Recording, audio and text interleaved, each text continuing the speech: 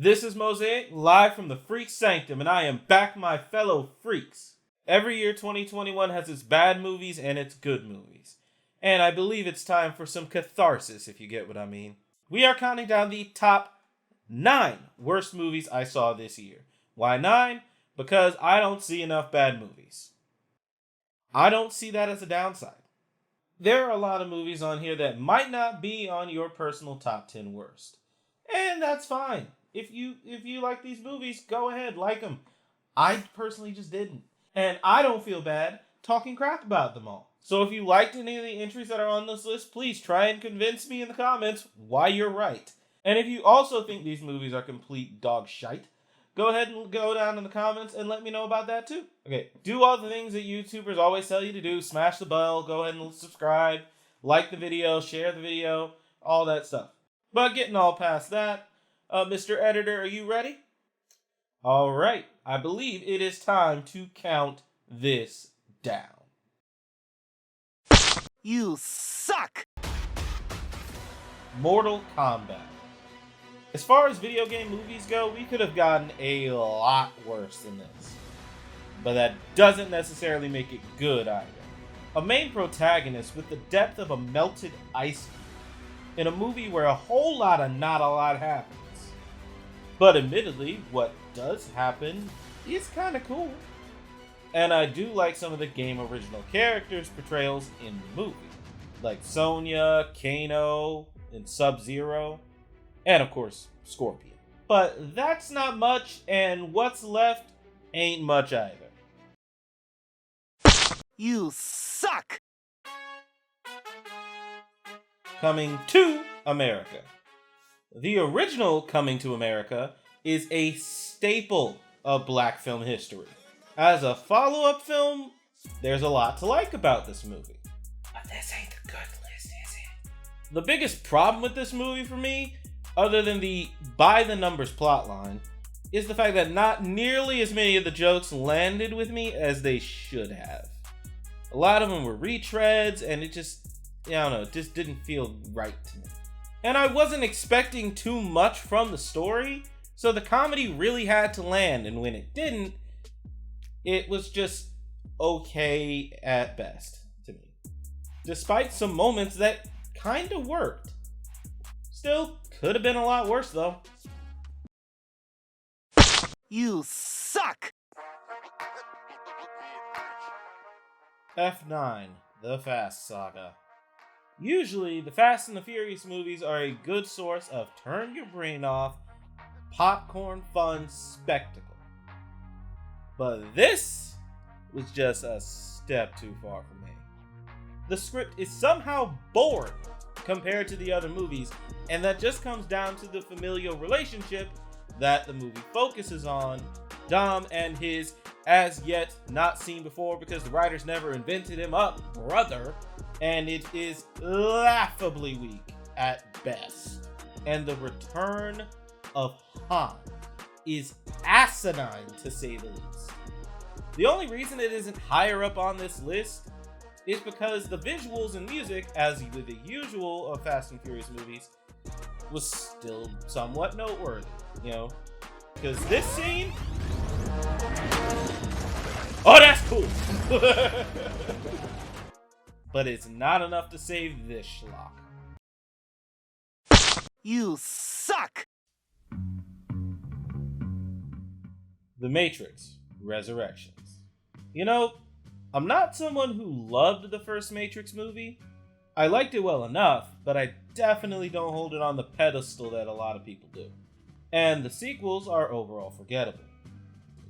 And that's pretty much how I feel about this movie. If not for the absurd level of obnoxious callbacks to the first movie. And fan service is not a bad thing per se, but this movie has little else to actually stand on. The plot is much simpler than the other sequels, which is much appreciated, but they add so many unnecessary elements into this movie, like the return of Agent Smith and Morpheus. Why did these two need to be in the movie at all? They serve next to no purpose, and their roles could have been filled by literally anyone else. You could have created new characters, but no, you just have... I don't even know what. No disrespect to Yaya or to Jonathan Groff. Y'all are great, but this movie did not use you guys well, in my opinion. Combine that with the overload of poorly utilized fan service and all of the meta BS dialogue that's just littered throughout the movie, and watching this movie amounts to nothing but a gigantic sigh. You suck! The Hitman's Wife's Bodyguard. Yet another movie I was hoping would be a good source of dumb fun, and it fell quite below the mark. Admittedly, this movie is much more aware of its lack of necessity, and I did like some things about it. Salma Hayek in the movie is absolutely hilarious, but the story is just a little bit too stupid. The jokes miss the mark just a little bit too much, and I just failed to care about most of it. F9 at least did things that I felt at least some type of way about its stupidity, but so much stuff in here just doesn't matter to the overall plot. It kind of feels like filler, and the rest is forgettable. You suck! Venom, Let There Be Carnage.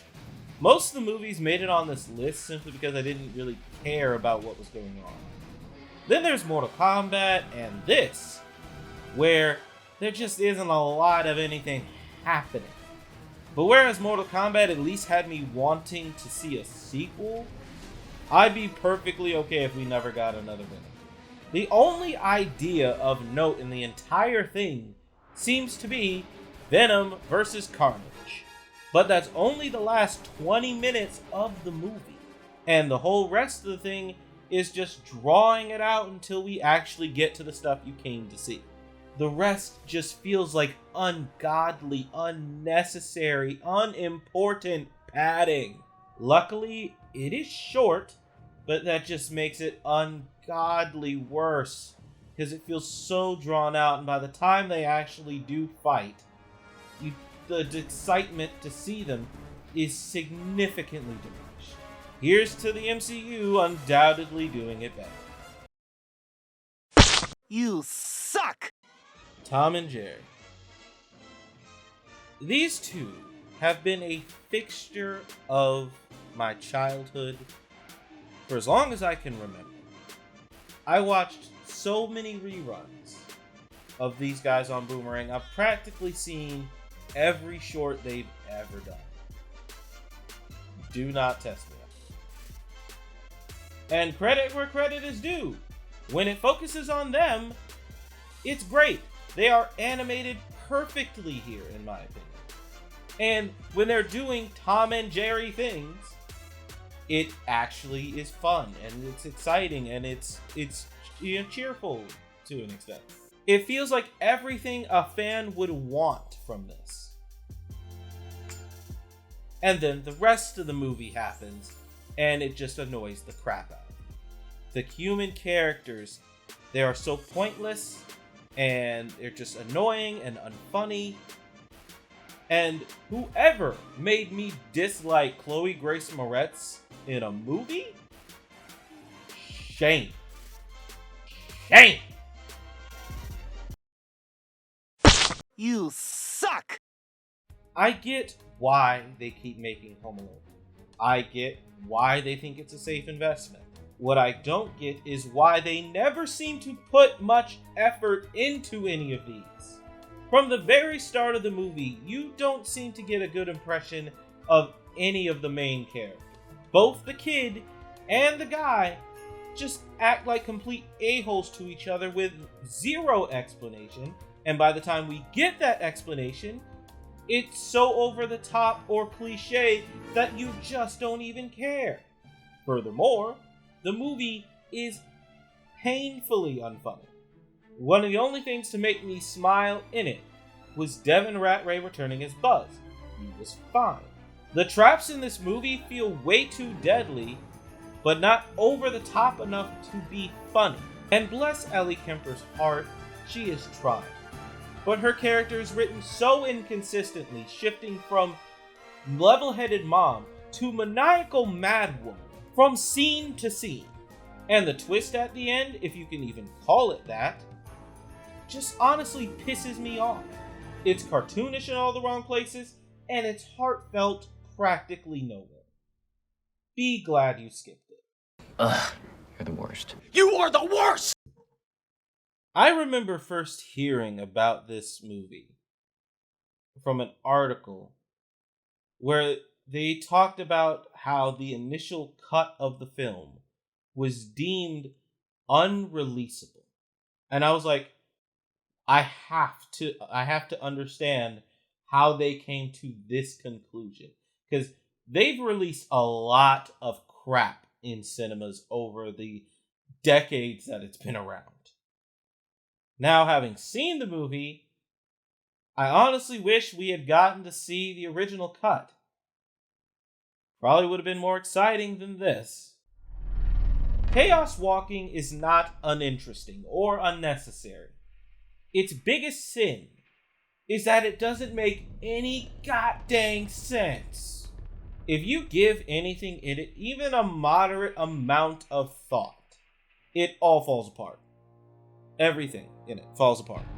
Like the fact that this town's hierarchy depends on collective amnesia and the hope that nobody tries to go over to the next town. Not to mention that so much of it that is interesting is shallow and unexplored. The possibilities or origin of the noise, the villain's motivation for his plan, none of it is really gone in depth at all. The performances of the actors are fine, and the way the noise is represented in the world is about as good as they could have done with it. But honestly, I would have much rather have seen the unwatchable cut of this movie than what it is that we got, which is just wildly mediocre.